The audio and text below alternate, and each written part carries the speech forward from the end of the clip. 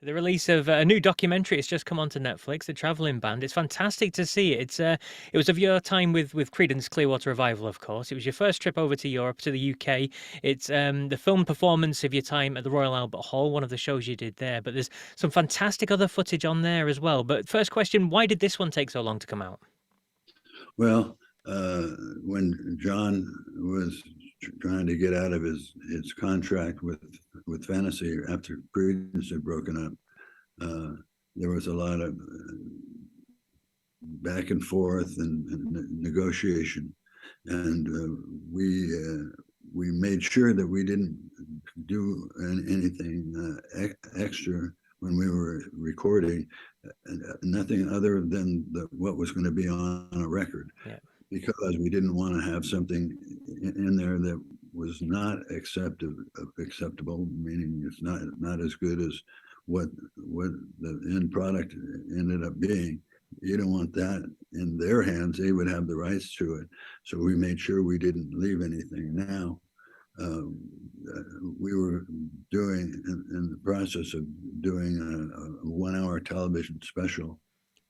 And part of that was one of our concerts in Oakland, the Oakland Coliseum.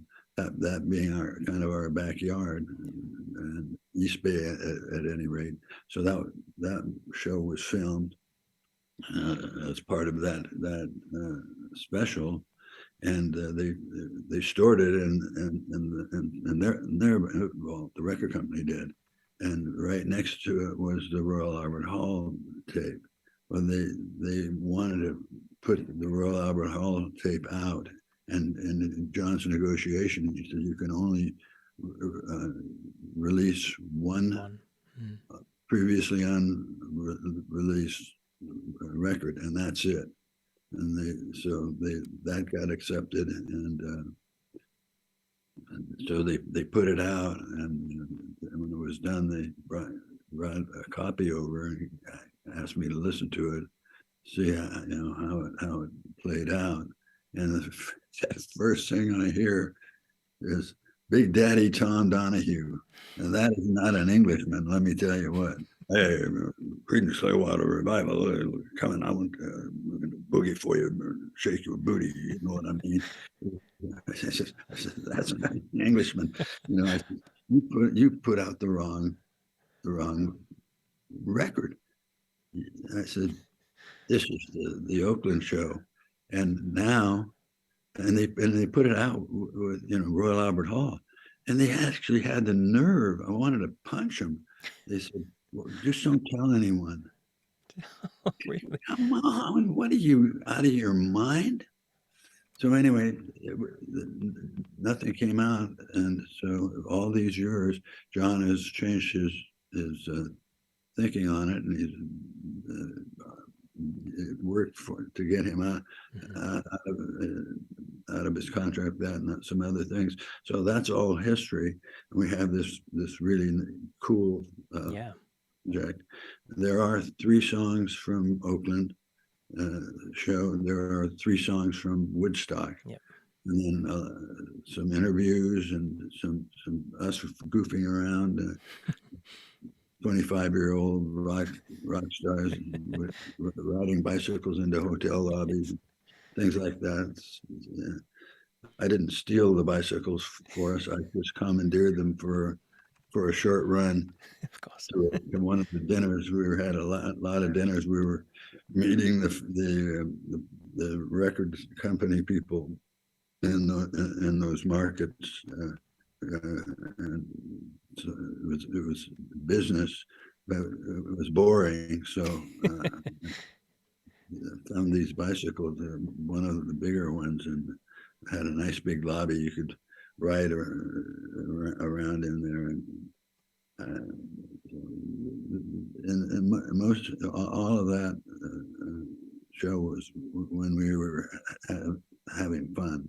Yeah, absolutely. Or the negative stuff came in, and they didn't put any of that in, and I was hats off, so it's really shows what we do, how our idiosyncrasies, where John will come off the microphone and get into a guitar thing, but he turns his back on the audience and comes and he's playing it to me. That was something that we did when we were in the eighth grade. So we started the band when we were 13. Wow. So what we had Incredible. always done, that's how we always did it. We were an instrumental trio. And so he continued doing that when we hit the big time. And it was kind of weird, for the lead man to turn his back. But he couldn't dance, wouldn't dance, and had he was very shy in that sense, and I'm the opposite way. And was trying to just be able to be heard with the massive amplifiers I was surrounded with. Oh, it was And incredible. I mean, after, I mean, again, this had been sat in the vault, as you said, for all these years. When you got the chance to see this, obviously before it went out, I mean, what was your reactions to watching this stuff back from such a long time ago? bittersweet, it was too bad that we didn't last longer than we did, but we were very productive Yes, yeah. in 4 years. Obviously, putting out 3 albums in 1 year in '69, we were number one in the world, and that was part of the trip to Europe and why we Yeah. played at the Royal Albert Hall. The Beatles came over and did Ed Sullivan show, and got to a national audience in America. So we're going over to their territory and playing in their Took their house. patch. Yeah. And I'm an athlete, and I'm competitive, and so I wanted to try and knock the doors off, and not in a negative Mm. or sense, because I was a huge Beatles fan. We loved them, but they were number one and we were number two. And we wanted to be number one, and Paul helped us out with that one. He did by leaving, yes. Oh, there we were. Hey, it worked. Well, not really. They had their internal uh, battles, and it is what it is. But Absolutely. to go over there and have a good set, it was a really good set. And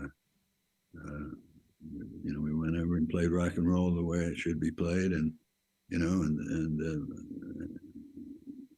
when we saw the Beatles, we were about 5, maybe 6 years together, and hadn't gone anywhere. And then all of a sudden, these guys are taking over the radio and playing better rock and roll than the American bands were. Going, if these guys from Liverpool, England, can do it, they have the same instrumentation that we have, then we can do it. And that was a huge point, because we were teetering on the brink of, well, we gave it our best shot.